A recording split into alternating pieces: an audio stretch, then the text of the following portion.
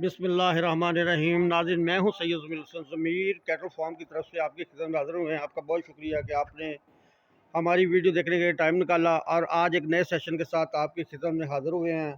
तो आज आपको हाजी शौकत डोगर साहब के जो कट्टा 15 लाख का सेल हुआ था उसके बारे में मालूमात देंगे और इतने महंगे कट्टे बेचने की जो वजह है इसके बारे में बताएंगे और आपको पूरी मालूमात देंगे कि इसका क्या फ़ायदा होता है।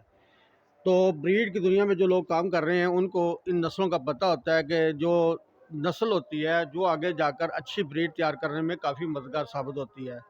पूरी दुनिया में बहुत ज़्यादा लोग ब्रीड पर काम कर रहे हैं और वो अपने जानवरों के साइज़ बढ़ाने में या बुल फार्मिंग में या कट्टा फार्मिंग या जोटी फार्मिंग या बफलो फार्मिंग में वो बहुत आगे जा निकल चुके हैं।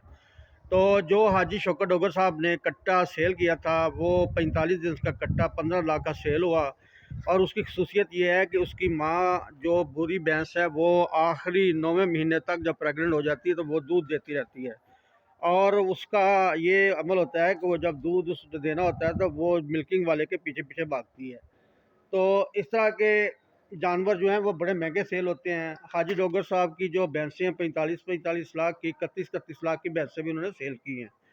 तो उन्होंने एक अपना नाम पैदा किया। हाजी शौकत डोगर साहब ने पूरे पाकिस्तान बल्कि पूरी दुनिया में भैंसों की जो नस्ल है उस पर बहुत ज़्यादा काम किया है। वो काफ़ी दहाइयों में इस काम के पीछे लगे हुए हैं। तो अगर इसका फ़ायदा ये है, इतना महंगा कट्टा बेचने की वजह यह है कि जब आप ये कट्टा बड़ा हो जाएगा इसके नस्ल कशी जो है कि एक नस्ल तैयार हो जाएगी, वो आगे ब्रीडिंग में भी बंदा कामयाब हो जाते हैं। तो वो सरगोदा वाले लोग इसको लेके गए थे। तो इसके बाद इसमें एक बहुत बड़ा फ़ायदा ये है कि अगर इसके सीमन भी आप सेल करें तो आप तो इतने सीमन एक महीने में इसके सेल कर सकते हैं जितने का कट्टा है।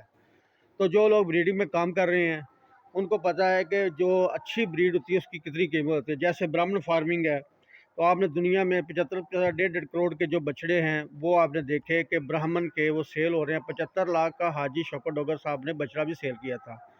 उसकी भी बहुत ज़्यादा वो आगे जाके उस बछड़े का मकाम पैदा हुआ। तो उस बछड़ा को काफ़ी लोग जो उस पर कीमत लगा रहे थे तो वो 75 लाख में हाजी शौकत डोगर साहब ने वो ब्राह्मण का बछड़ा सेल किया था। तो इसी तरह जब आप ब्राह्मण फार्मिंग में जाएंगे या कट्टा फार्मिंग में जाएंगे तो आपको बहुत ज़्यादा अच्छी नस्ल वाले कट्टे जो होते हैं वो ख़रीदने पड़ेंगे। तो इसमें हाजी शौकत डोगर साहब ने पाकिस्तान में सीमन का काम शुरू करवा दिया है। बाबर टू, बाबर वन और जो मस्तानी है इस कट्टे की माँ उसका भी रिकॉर्ड मिल्किंग रिकॉर्ड ज़बरदस्त है। वो अभी भी 26 से 28 किलो दूध दे रही है। हाजी शौकत डोगर साहब के पास ऐसी भैंसें हैं जो 35-35 किलो दूध दे रही हैं। ये दुनिया में एक रिकॉर्ड है कि भैंसों से इतना दूध लेना और भैंसों का एक बहुत ज़्यादा अडर क्वालिटी पे भी काम हाजी शौकत डोगर साहब का एक कारनामा है। हाजी शौकत डोगर साहब ने बहुत ज़्यादा मकाम इसलिए हासिल किया कि उनकी एक मेहनत थी, एक लगन थी और हमारी तरफ से हाजी शौकत डोगर साहब को खराज तहसीन भी है कि उन्होंने एक ऐसा मकाम नस्ल कशी में पाकिस्तान में मुतारफ़ कराया कि अब बहुत ज़्यादा लोग ब्रीडिंग में आ रहे हैं। इसी तरह कुछ लोग गरलैंडों में भी बहुत ज़्यादा काम कर रहे हैं। उनको भी खराज तहसीन है कि नई नस्लें पाकिस्तान में वो मुतारफ़ कराने में बहुत ज़्यादा कामयाब हो रहे हैं।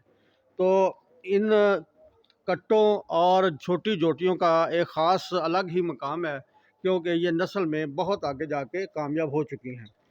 तो भैंसों की दुनिया में और कट्टों की दुनिया में और इनकी नस्ल कशी में हाजी शौकत डोगर साहब ने एक मकाम हासिल किया है और ब्राह्मण फार्मिंग में बहुत ज़्यादा काम किया है।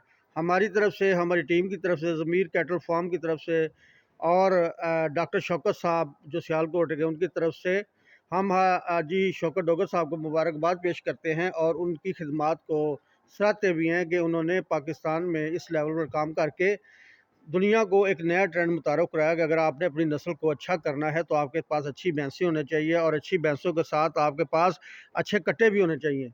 तो अगर अच्छे कट्टे आप सेल करेंगे, आगे उनकी ब्रीडिंग करवाएंगे तो आपकी नस्ल आगे से तैयार होती जाएगी। तो इस तरह इस नस्ल पे काम करना, भैंसों पे काम करना, अच्छी नस्लों पे काम करना, ये हाजी